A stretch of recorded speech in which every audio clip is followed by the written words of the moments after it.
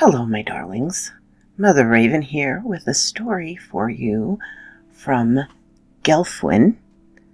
This one entitled, My Daughter Talks to Butterflies.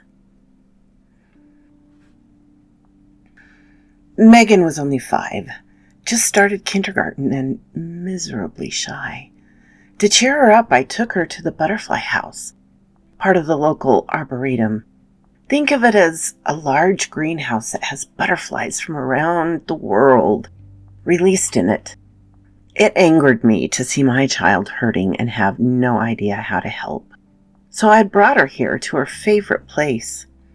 We were towards the back, not one of the prettier floral display areas, when we saw a woman sitting on a bench, butterflies flitting around her, landing on her hair and shoulders.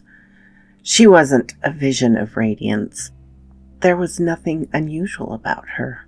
Middle-aged, peaceful, ordinary-looking woman. Maybe a worker there? I was watching my daughter as she gasped in amazement and, in spite of her shyness, walked towards a stranger. The woman looked up and smiled, a sweet, gentle smile. "Have you learned to talk to a butterfly?" My daughter shook her head, eyes wide in delight. "Come, child, and sit down. You need to be very still so they can trust you. And tell them your name, softly, because they are small and loud things scare them. If you know a song or a bit of poetry, they love such things." Megan sat down beside her and looked at me and then said in the softest whisper, "Hello, I'm Megan. I learned a song today." She quietly sang her alphabet and didn't miss a letter. By the time she had ended, 3 butterflies were sitting in her lap, wings fanning slowly. Megan looked at the woman with a smile that beamed pure joy. "They came to me." The woman smiled. "Never grab for one. That hurts them as much as when a boy pulls your hair." Megan frowned. "I wish Andy would stop that." I felt floored. My baby was being picked on and never told me. She was being hurt. For 1,000th time, I wished Megan still had a mother to help her with these things. The woman waved one hand, sending a cloud of butterflies into the air. "Would you like to be braver than he is?" Megan nodded so eagerly a few more of the colorful creatures took to the air. "How?" "Have you ever held a spider as big as your hand?" Megan shook her head, looking uncertain. "Will it bite me?" "No. Rosie loves little girls who are sweet enough to talk to butterflies. They know her and are sad that people are scared of her." "Who is Rosie?" The woman reached down to the floor, and from somewhere, the largest tarantula I have ever seen emerged and crawled into her palm. "She liked your song enough to come listen." Megan watched with some fascinated horror and curiosity. A butterfly landed on the spider's back, and she looked to the woman. "They like her?" "Yes, they know her, and she knows them. She will not harm you." Megan held out her palm suddenly. "If butterflies like her, I do too. Hello, Rosie." I had the urge to run and rescue my child as it slowly walked across the woman's palm and reached out to gently tap my daughter's hand with one leg, then 2, before walking onto her outstretched hand. "She tickles." That's her way of saying hello. Now my daughter seemed to be as wreathed in butterflies as the woman, and you are making her friends happy by being very brave and finding out she isn't as scary as you thought. My daughter's face was a picture of contentment. The shyness faded, and leaving the girl I knew. "Maybe your father can get a book about another famous spider for you to read later. Her name was Charlotte." I remembered that book. I had loved it as a child. Yes, we would get it, I decided. And spiders have a very important role every morning. Somewhere a field is chosen, and the spiders work throughout the night. They weave their finest webs. So when morning comes and the dew falls heavy on the webs, the first rays of sunlight will hit them, and the fairy queen will walk among the sparkling webs and pick one to become her necklace for the day, another for her crown. Still more will adorn her dress till she is clothed in lace and diamonds. The spider had crawled up her arm and sat on her thin shoulder, along with a bright orange monarch. I took a picture of them sitting there. Tonight I could print it off. Tomorrow she could take it for show and tell, I promised. She turned to ask the woman if it was all right to tell her story about the fairy queen, but she was gone. Butterflies circled and swirled around, but no woman. The tarantula reached up a leg and touched my daughter's cheek, then moved slowly down her arm and onto the bench. Bye, Rosie. I'll be back to see you soon, I hope. She danced out of the building with a sparkle to her I'd never seen before in public. Sure enough, the next day she came home grinning ear to ear. The picture I had printed was now hanging in her classroom, and the boy Andy impressed. Megan danced about as we went to the bookstore. Just before we went in, a butterfly attracted her attention, and she stood still and greeted it. It landed on her hair, and she grinned. She paused the way someone does when they are listening intently. A nod sent the butterfly into the air and on its way. Come on, Daddy. I have to ask the lady something. What lady, I wondered. The book was easy to find. I let Megan carry it. She raced off to another area of the store. I started to call out, but she was sitting on the arm of an overstuffed chair, showing it to an elderly woman. Will you read the first chapter to me? My shy daughter asking a stranger to read to her. The woman had a surprised look, then glowed with delight and looked at me before moving over so Megan could sit beside her. She read the first chapter without hardly glancing at the book.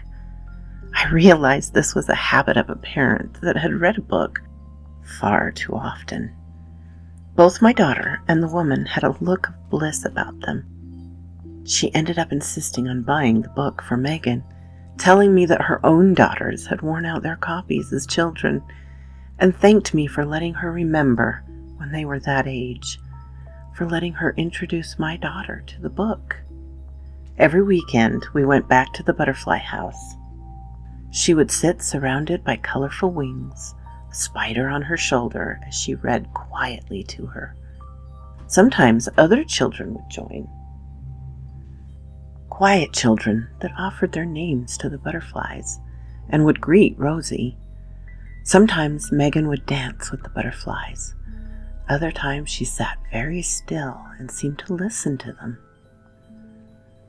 October was one of those times. She had sat as a large Luna moth appeared. She said nothing but nodded as it sat on a flower near her. Before she left, she turned. I promise I won't forget. The Halloween carnival was held in the park. Better to gather all the children in a single area than running all over town. There was cider, treats, candied apples, games, storytellers, and hayrides. My daughter moved through the crowd that a few months ago would have terrified her, as if she had a mission. The old couple sat near one of the bonfires, watching the chaos and confusion about them. Megan went right up to them and asked if they would like hot cider. She would go get it for them. They were surprised, but agreed that they had thought of it. Megan raced over and returned, holding the paper cups carefully. What was Halloween like when you were my age? Was this really my Megan? The old couple laughed, and before long, they had a whole group gathered about them to hear about the days almost forgotten. It seemed to me that years fell off them as they became something beautiful in the firelight. No longer two forgotten souls, they glowed with the light as they found themselves with a growing audience.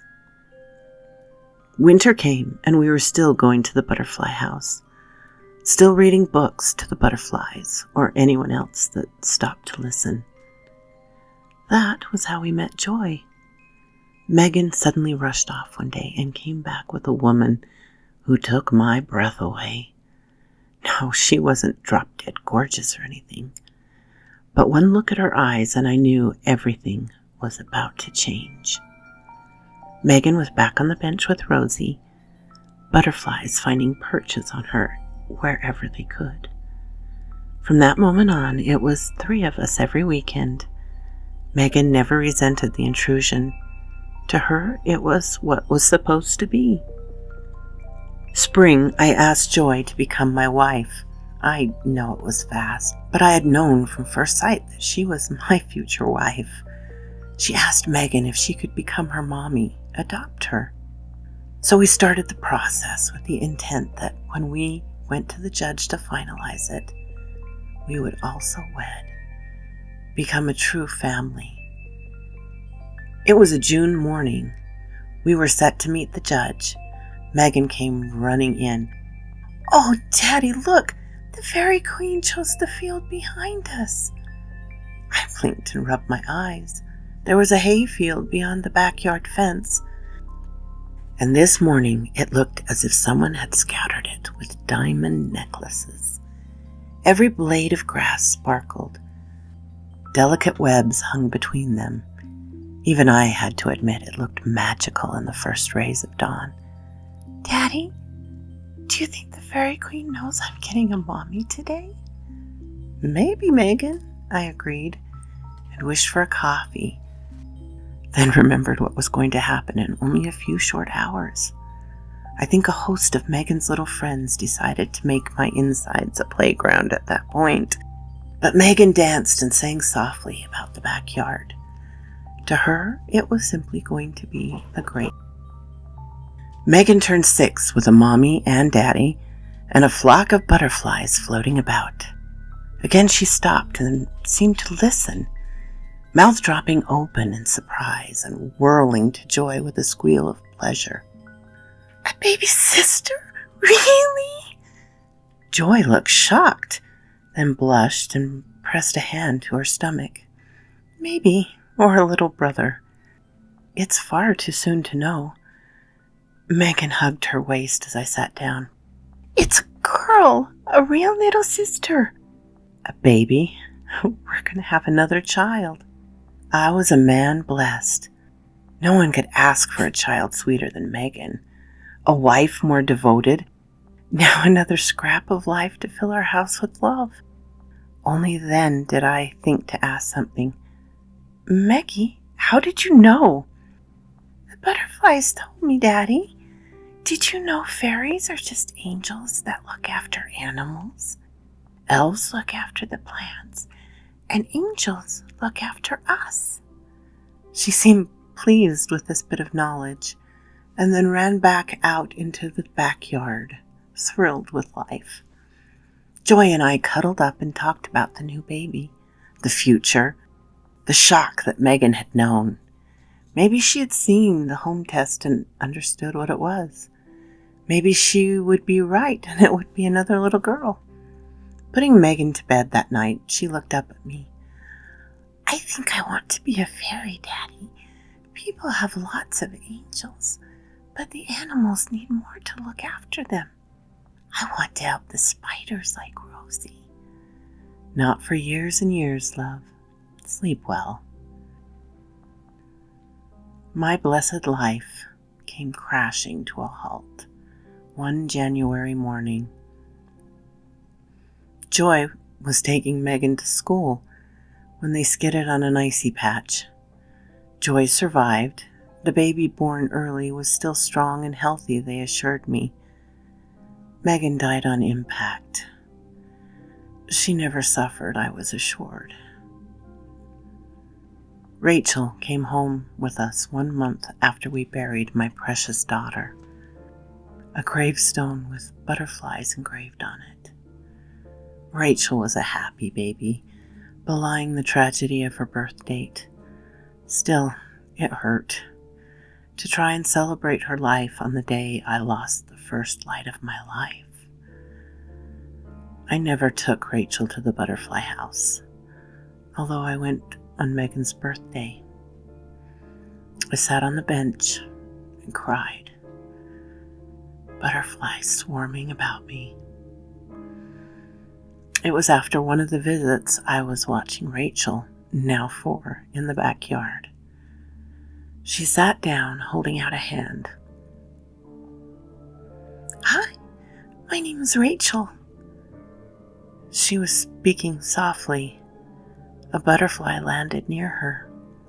She tried to sing a song, but mostly it was a lot of la, la, la. Why was she doing this, I wondered. "Rachel, what are you doing?" "Daddy, I have to sing to butterflies so they like you. If they like you, they talk to you." "Butterflies," I corrected without thinking. "Who told you that?" "The girl in the field." She pointed out to the hayfield. "Her name is Maggie, and she loves us, Daddy." I fell to the steps.